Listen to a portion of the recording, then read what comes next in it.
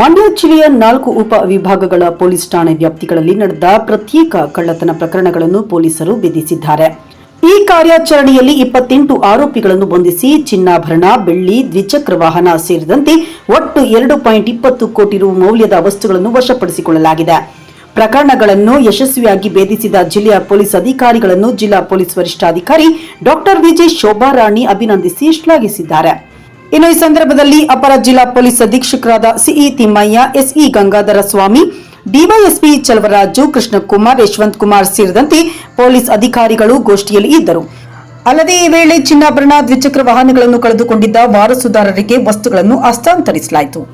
ಮತ್ತೊಂದು ಬೆಸಗರಳ್ಳಿ ಪ್ರಕರಣ ದಿನಾಂಕ 21/12/2025 ಹರೀಶ್ ಅನ್ನೋರು ಅವ್ರ ಮನೆಯಲ್ಲಿ ಕಳ್ಳತನ ಆಗಿರುತ್ತದೆ.